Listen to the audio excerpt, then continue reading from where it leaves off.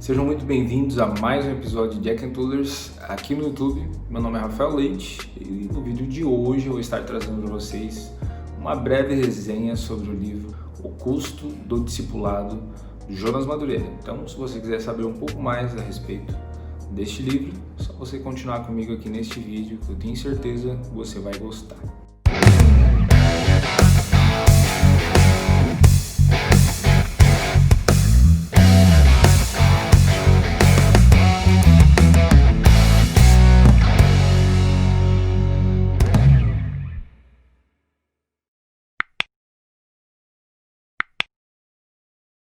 Bom, gente, logo de cara eu já quero dar mais ou menos a definição de discipulado com que o Jonas vai trabalhar nesse livro, né? Então, o discipulado ele vai ter tanto o sentido de você seguir a Cristo, mas também o sentido de você ajudar pessoas a seguirem a Cristo. É importante essa ressalva porque no português, tanto o ato de seguir a Cristo como o ato de ajudar pessoas a seguir a Cristo, as duas coisas são chamadas de discipulado. Em outras línguas, às vezes ocorre de ter palavras diferentes, mas no português a gente tem essa questão. Por mais que a gente consiga distinguir o ato de seguir a Cristo do ato de ensinar, ajudar pessoas a seguirem a Cristo, essas duas coisas elas são inseparáveis, são apenas distinguíveis, mas na prática, na vida real, elas são inseparáveis, né? Uma coisa pressupõe a outra, né? Uma analogia que a gente pode estar usando só para exemplificar isso, tente imaginar uma rosa da cor rosa.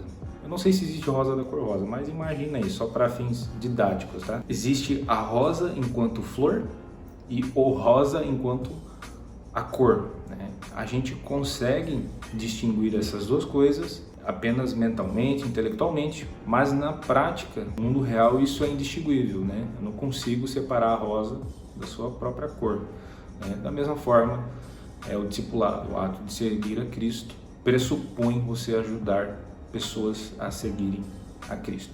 Agora, eu gostaria de ler alguns versículos com vocês que vai servir como base, sobretudo para a primeira parte do livro, onde ele trata do custo do discipulado, né? O livro é dividido em duas grandes partes, né? A primeira parte é sobre o custo do discipulado, a segunda parte é sobre a doutrina da imitação de Cristo, que mais para frente a gente vai estar comentando um pouco, tá? Então a gente vai ler aí Lucas capítulo 14, do verso 26 ao 33. Eu tô lendo aqui na versão da NAA. Se alguém vem a mim e não me ama mais do que ama o seu pai, a sua mãe, a sua mulher, os seus filhos, os seus irmãos, as suas irmãs e até a sua própria vida, não pode ser meu discípulo. E quem não tomar a sua cruz e vier após mim, não pode ser meu discípulo. Pois qual de vocês, pretendendo construir uma torre, não se assenta primeiro para calcular a despesa e verificar se tem os meios para a concluir? Para não acontecer que, tendo lançado os alicerces e não podendo terminar a construção, todos os que a viram zombem dele, dizendo: este homem começou a construir e não pôde acabar. Ou qual é o rei que, indo para combater outro rei, não se assenta primeiro para calcular se com 10.000 homens poderá enfrentar o que vem contra ele com 20.000? Caso contrário, estando outro ainda longe, envia-lhe uma embaixada, pedindo condições de paz. Assim, pois, qualquer um de vocês que não renuncia a tudo o que tem, não pode ser meu discípulo. O que é interessante destacar para primeiro, eu não vou seguir exatamente a ordem com que o Jonas ele vai explicar, né, cada um desses versículos, mas eu acho que é interessante, antes de falar do custo do discipulado em si, falar do cálculo do custo do discipulado. É porque Jesus está falando ali, né? Quem vem a mim e não me ama mais do que a sua mulher, seus filhos e etc e tal, não pode ser meu discípulo. E do nada ele começa a falar da construção de uma torre, né? Que quem quer que construa tem que sentar, calcular certinho para ver se vai ter condições de terminar isso. Parece até que Jesus está falando de coisas aleatórias, desconexas até, mas não, Jesus está falando justamente sobre sentar e calcular para você saber, ter noção se você vai conseguir concluir o que você está se propondo a fazer, porque ele está convocando pessoas, ele se vira para as multidões e está convocando essas pessoas para o seguirem, para serem seus discípulos, né? Então ele está justamente falando de cálculo para que as pessoas calculem o custo do discipulado. Então ele vai falar sobre o rei também, que ao entrar numa guerra, ele tem que calcular se ele tem condições de vencer essa guerra também. Então ele está justamente mandando a gente calcular, porque o discipulado tem um custo, tem um preço a ser pago para você ser discípulo de Cristo. E quem os segue sem fazer os cálculos e assumir o custo, na verdade não está seguindo de verdade. Falando propriamente dito do custo do discipulado, basicamente são 3. O primeiro é um certo tipo de amor, que a gente vê no verso 26. Então, o amor que Jesus exige é um amor que deve estar acima do amor que você tem por todas as coisas nessa terra, incluindo os seus familiares, desde o seu pai, sua mãe, seus irmãos, seu filho, ou seus filhos, seu esposo, sua esposa, enfim, o amor que Jesus exige, o custo, está acima de todos os outros amores, né? Então esse é o primeiro custo do discipulado. O segundo custo do discipulado é um certo tipo de sofrimento, que está lá no verso 27, onde Jesus está falando sobre tomar a cruz, né? Só que esse sofrimento, que é um dos custos do discipulado, não é qualquer sofrimento, né? É justamente o sofrimento que vem em decorrência do ato de seguir a Jesus, né? De você pregar o Evangelho, porque a cruz, pelo menos para os discípulos, para as pessoas que estavam ouvindo isso naquele momento, era sinônimo de humilhação, de rejeição. Então, o sofrimento que a gente vai experimentar em decorrência da pregação do Evangelho, do ato de seguir a Jesus, ele justamente é caracterizado por isso, pela humilhação, pelo sofrimento, pela rejeição, né?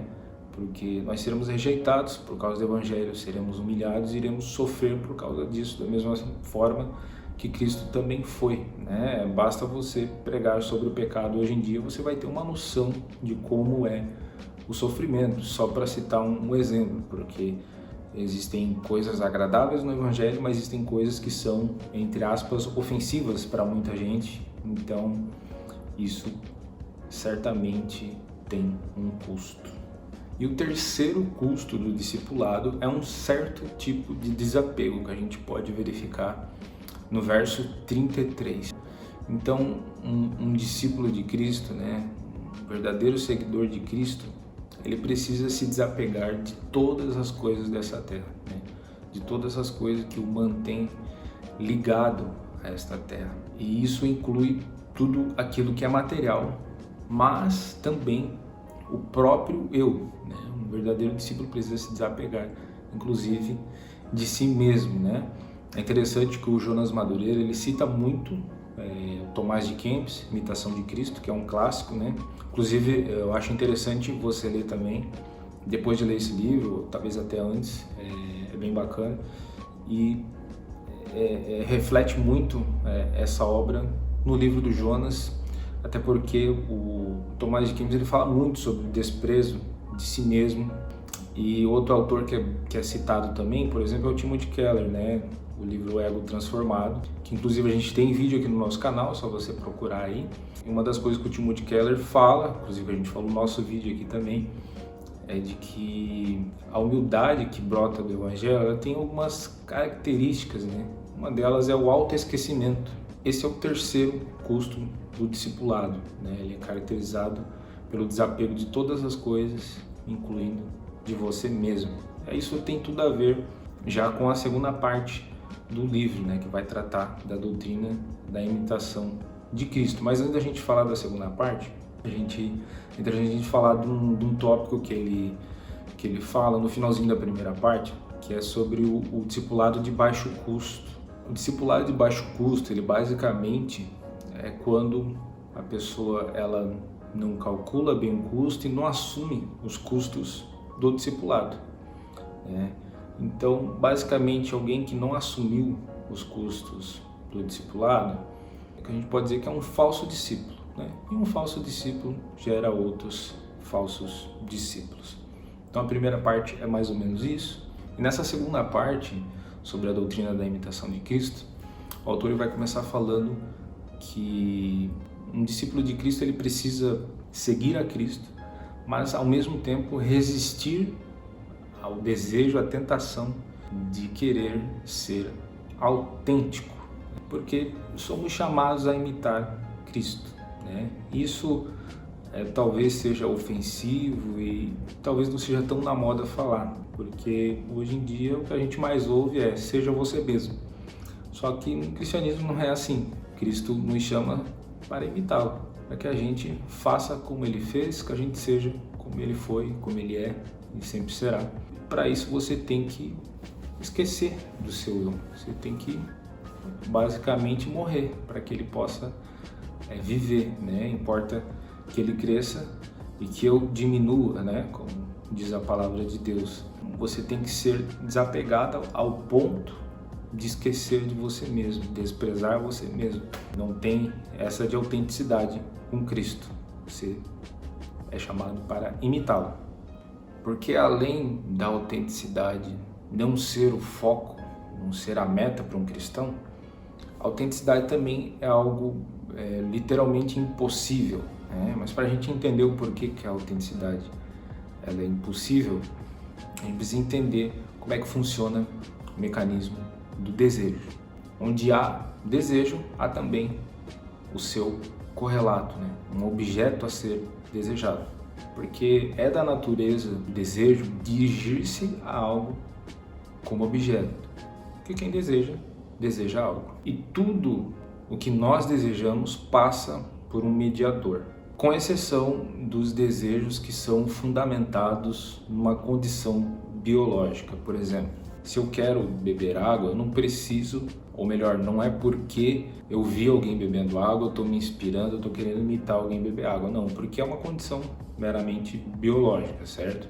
Agora, se eu quero ser, por exemplo, um bom jogador de futebol, é exatamente porque existem bons jogadores de futebol, ou pelo menos um bom jogador de futebol. Portanto, eu me inspiro nele, eu quero imitá-lo. Então, aí é que entra o paradigma da sinceridade e o paradigma da autenticidade. Como é que funciona? Como todo desejo passa por um mediador, basicamente a gente vai ter duas pessoas. Aquelas que assumem as suas inspirações, que são sinceras nesse sentido, elas dizem que se inspiram em algo ou em alguém, elas se espelham, elas querem imitar. E existe daí o paradigma da autenticidade, que é aquela pessoa que deseja ser autêntica, que a gente sabe que isso literalmente mesmo é impossível, e ela não revela quais são as suas fontes de inspiração, quem são os seus modelos, né? Então tem a pessoa que revela quais são os seus modelos, tem a pessoa que não revela. Essa é a única diferença, mas ambos não conseguem ser literalmente autênticos, né? Então, para resumir, basicamente nós somos seres miméticos. Estamos sempre imitando algo, alguém, e emulando e reproduzindo tudo que a gente vê nessa pessoa. Por que é importante a gente entender essa questão do mecanismo do desejo? Se eu estou tentando ensinar pessoas a seguirem a Jesus e eu mesmo não estou seguindo, elas vão me imitar de qualquer forma, elas vão imitar e emular, reproduzir tudo que eu sou, o que eu amo, o que eu faço. Independente de eu estar imitando Jesus ou não, elas vão me imitar de alguma forma, desde que exista algo em mim que aparentemente soe atrativo para essas pessoas. É só você ver numa igreja onde o pastor ama a grana, os membros, as pessoas que frequentam aquela igreja, elas naturalmente vão amar a grana também. Da mesma forma, se a gente tem uma igreja onde o pastor ama a Jesus, as pessoas que lá estão também vão amar a Jesus. A gente vai entender melhor também a questão do discipulado de baixo custo, que é justamente isso, quando a gente vê pessoas que estão tentando, entre aspas, ajudar outras pessoas a seguirem a Jesus, mas elas mesmas não estão seguindo de verdade, estão seguindo Jesus nos seus próprios termos, né? Só que Jesus precisa ser seguido nos seus próprios termos, né? Nos termos dele, que ele deixa muito claro nos versículos que a gente leu aqui, Lucas 14, versos 26, 27 e 33, né? Precisamos seguir Jesus nos termos dele.